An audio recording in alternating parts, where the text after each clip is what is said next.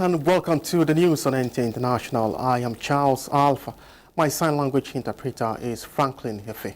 You can also monitor the news on all our social media platforms displayed on your screen. First, a quick look at some of our top stories. Nigeria and Japan are in talks to seek greater cooperation to address root causes of terrorism, with emphasis on Boko Haram and the situation in the Sahel. National Electricity Regulatory Commission regulates meter prices in the country. And businesses in Djibouti suffer serious threats as tension in the Red Sea heightens.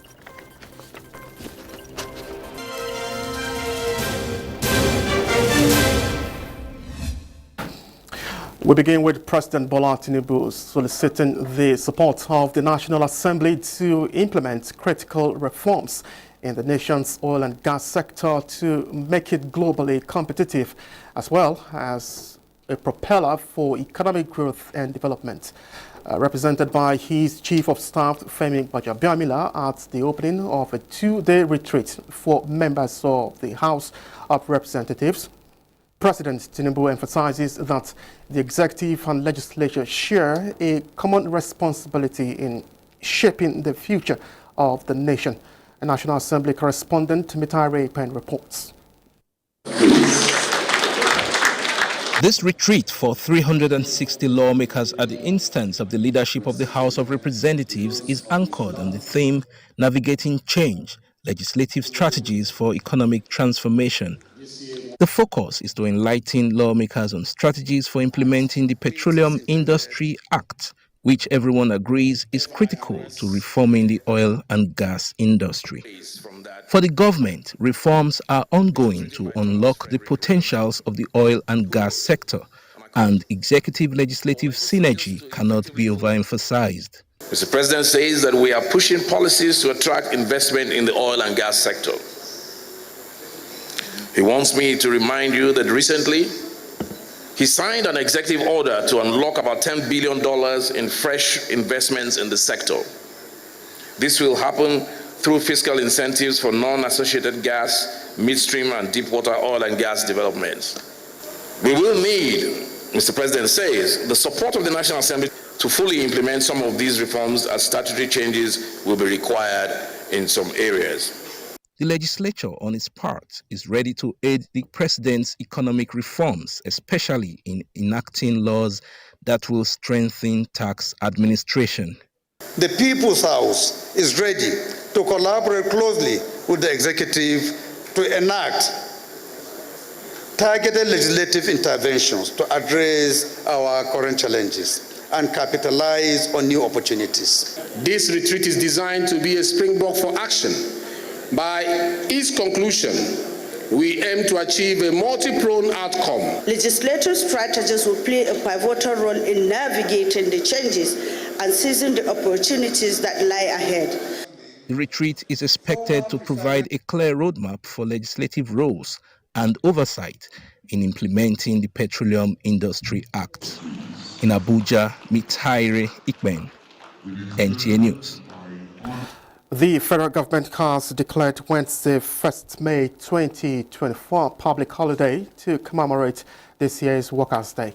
The Minister of Interior, Olubunmi Tunji-Ojo, who made the declaration in a statement, reiterated the need for excellence, efficiency and equity in all spheres of labor. Tunji-Ojo reaffirmed the federal government's commitment to fostering a culture of innovation, productivity and inclusivity in the workplace.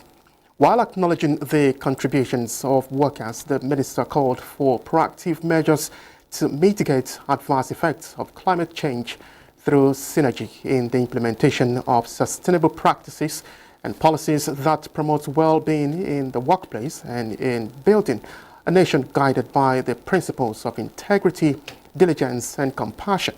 He also urged Nigerians to remain committed to the Renewed Hope agenda and wishes workers a happy celebration.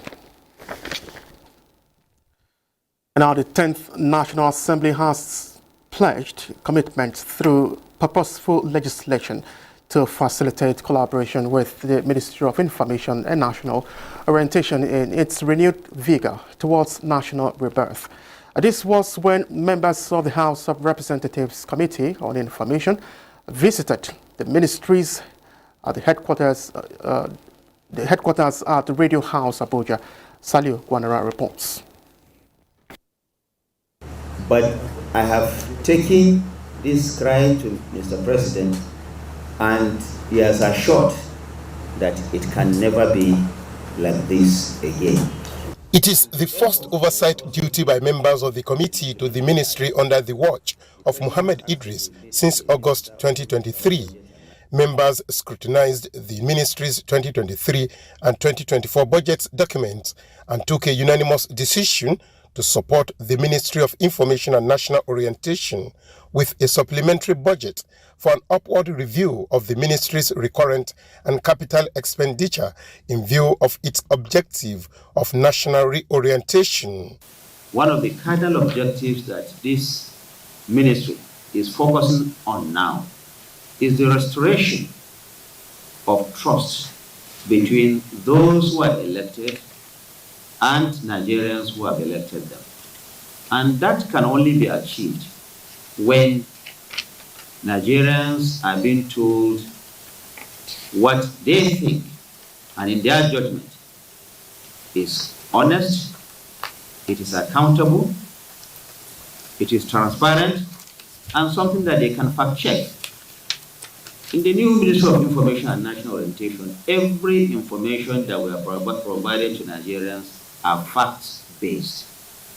We still discuss with the Honorable Speaker to see how they can help this ministry, at least to get something on the supplementary budget that will coming very soon.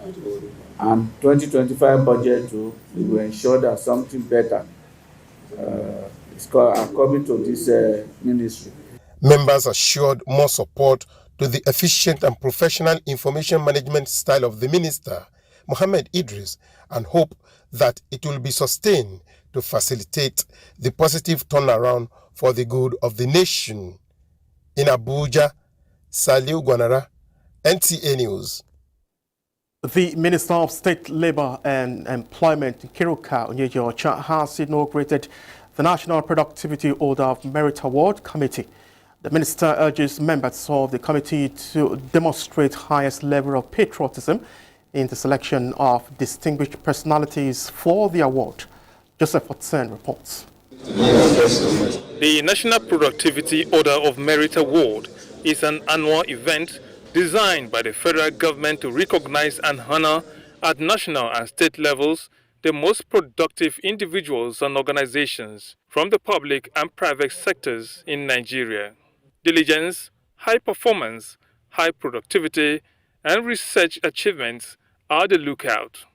I charge the members of the committee to discharge their duties with patriotism to our nation, upholding the highest standards of professionalism, accountability, and service to the people of Nigeria. The most basic requirement here is integrity, sincerity of purpose, being honest. The 13-man committee, chaired by Eze Duru Ihoma from the productivity sector, are nominated from their various organizations, including the National Assembly, Ministry of Labour and Employment, Nigerian Bar Association, and Nigeria Employers Consultative Association. What we expect from them is to be fair in their selection, to also consider the issue of inclusivity, especially the issue of gender, those who have performed exceedingly and excellently, among women and men, people with disability and all that. The Order of Merit Award is expected to be performed by the President by November. In Abuja, Joseph Otsen, NTA News. In other news, Nigeria and Japan are seeking stronger cooperation in the areas of their mutual interest to address the root causes of terrorism, the issue of Boko Haram in the northeastern parts of Nigeria and instability in the Sahel region, among other areas of economic and trade relations. Nigeria's Foreign Affairs Minister Yusuf Tugari and his Japanese counterpart Kamikawa Yoko also agreed to increase the frequency of trade volume of the two countries. Yusuf Tugari received the Minister of Foreign Affairs of Japan in Abuja while he was speaking on areas of more collaboration. To show up efforts towards combating the ugly menace of terrorism within the region. On her part, the Japanese Foreign Minister has assured of the continued support of her government towards ending the crisis within the region. Other issues centered on cooperation between Nigeria and Japan at international fora. At the international stage, both countries have shared goals on the reform of the United Nations nuclear disarmament and non-proliferation of weapons, as well as advocacy on women, peace and security. So far, Nigeria considers Japan a strong ally in bilateral, regional and global affairs. The National Commission for Refugees, Migrants and Internally Displaced Persons has begun the process of consultations for the voluntary repatriation of Nigerians in Chad and Cameroon. The Federal Commissioner, Tijani Aliyu Ahmed, stated this while addressing members of the Tripartite Working Group in Abuja. Ruth Aguilera reports. These are members of the Tripartite Working Group, drawn from different parastatals and development partners, deliberating on plans that will begin the process of voluntary repatriation of Nigerian refugees in Chad and Cameroon, in line with its mandate of ensuring adequate protection of the rights of refugees in the country. The National Commission for Refugees, Migrants and Internally Displaced Persons, in partnership with the United Nations High Commissioner for Refugees, is already in consultations with the host countries to put the necessary modalities in place before their return. We look at all the issues to ensure that we didn't go outside the international best practice of repatriation, and to assure our Nigerians who are living in Chad and in Cameroon that the government of the Federal Republic of Nigeria is making frantic effort to ensure their return back to the country. We are able to have participatory discussions with those who want to return back to understand what has prompted their desire to come back. Do they feel safe enough to come back? Where do they want to come back to? Are they informed of the conditions? Do they agree? And then we will offer them with documentation that states their profile, their family, and their specific needs. As part of intervention measures, efforts are on for the rehabilitation and reintegration of the prospective returnees. Out of about 21,000 Nigerians in Chad, 6,000 will be repatriated from the country, and 14,000 Nigerians in Cameroon are expected to return home in due time. In Abuja, Ruth Aguilera, NTA News. On a more cheery note, President Bola Tinubu congratulates Emeritus Professor Ayo Banjo on the occasion of his 90th birthday. Professor Banjo is renowned for his contributions to the development of the English language curriculum in Nigeria and the promotion of Nigerian varieties of English. He is the former chairman of the board of the National Universities Commission and was pro-chancellor of the Universities of Port Harcourt, Ilorin and Ajayi Crowther. His scholarly output includes over 50 publications as well as widely used textbooks in primary and secondary education. In a statement by the Special Advisor to the President on Media and Publicity, Ajiri Ngelale, the President celebrates the former Vice Chancellor of the University of Ibadan for his remarkable contributions to the development of education in Nigeria, wishing him good health and many more years filled with joy. And this is the news on NTA International. We will take a break now. Please stay with us. Thank you for staying with us. The Nigerian Television Authority, NTA, has launched the federal government's performance bond making it one of the agencies of government to first domesticate the performance management system. A value reorientation, a hybrid training was organized for NTA staff on grade level 14 and above. The acronym PMS is the Performance Bond, also known as the Performance Management System or Key Performance Indicators, designed to measure performance of ministries, departments, and agencies of government. This is what the Nigerian Television Authority (NTA) has launched and ready to adopt to become operational in line with the federal government's mandate for improved and efficient service delivery in the public service. The Director General of NTA, Saliu Abdulhamid Dembos, said the PMS stands on 7 key indicators which are goal setting, planning, feedback, evaluation, remuneration and reward, as well as documentation. It means going forward, the performance management system is expected to be used as a tool for organizing, monitoring and evaluating performance in the Nigerian Television Authority, NTA. As managers, we will all be the drivers of this change that will ultimately improve the performance of NTA and enable the NTA to achieve its targets. You either key in or you key out.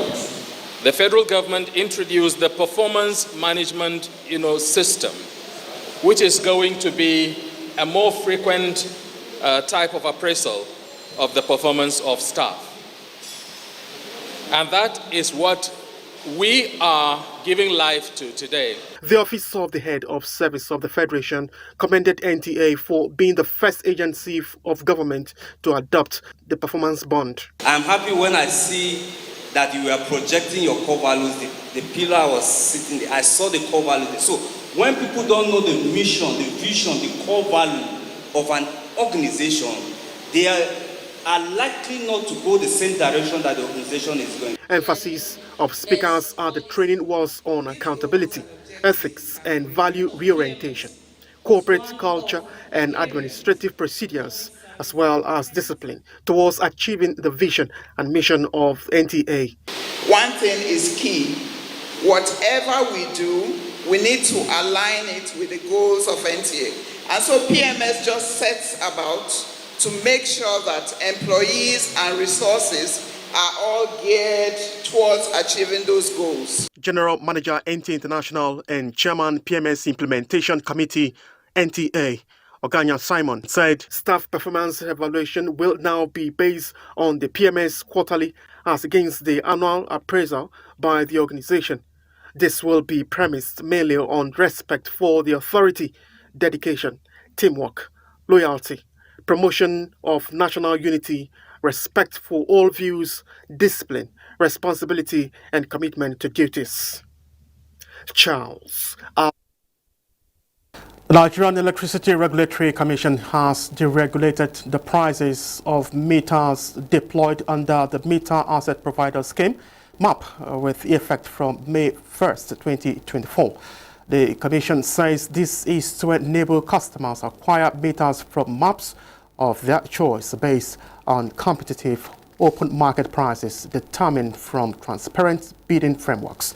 In an order signed by the chairman of the Nigerian Electricity Regulatory Commission, Sanusi Garba, states that the deregulation also follows the request made by the meter asset providers, local meter manufacturers and assemblers for a further review of meter prices in consideration of significant changes in foreign exchange rates and inflation, which constrained their ability to supply meters at the approved regulated price. The Commission says it notes the need for the efficient pricing of meters to respond more quickly to changes in macroeconomic parameters, particularly exchange rates. By this order, all electricity distribution companies are to ensure the effective and seamless integration of smart meters deployed by meter asset providers with the DISCO's head-end system and meter data management system. Gender strategy for the mining and steel sectors and the women in mining in Nigeria strategy have been unveiled by the Minister of Solid Minerals Development, Dele Alake. The two strategic documents focus on 8 key areas, including action against women abuse and gender bias, as well as active women participation.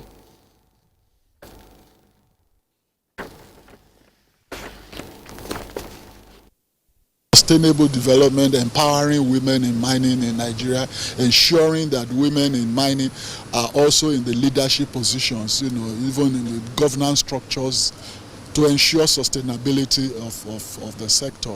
These are some of the 8-point agenda for women in mining, for strengthening women in mining in Nigeria, and we are pursuing it. And like I said, the Solid Minerals Ministry is a testament to the advancement of women, to the empowerment of women in mining in Nigeria. The document has also taken into consideration is that there should be focal officers in all departments and agencies of the ministry, and we expect that the private sector should also emulate that to ensure that women issues are promptly addressed before it escalates.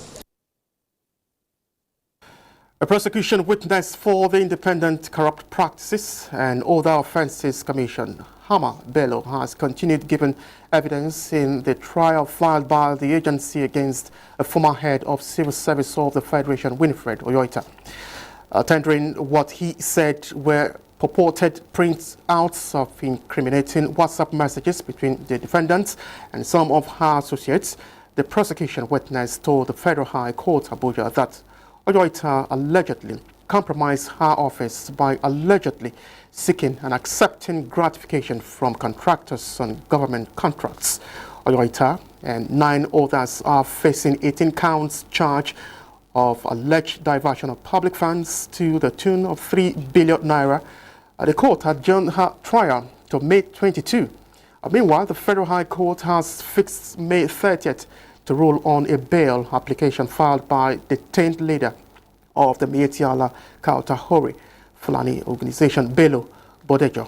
The defendant is facing a 3-count charge of alleged terrorism and establishment of an unregistered ethnic militia. His counsel, Ahmed Raji SAN, told the courts that his client's health condition was failing, hence the need for his personal liberty in order to obtain medical treatment before his trial commences.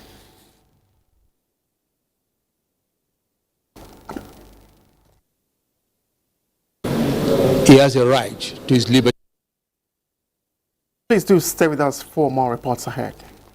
Stay with us. Indonesia's remote Mount Ruang volcano erupted several times this Tuesday, prompting authorities to issue the highest level of alert. Consequently, ordering thousands of people to evacuate due to the threats of a tsunami from debris sliding into the sea. Comfort Fashion completes the reports.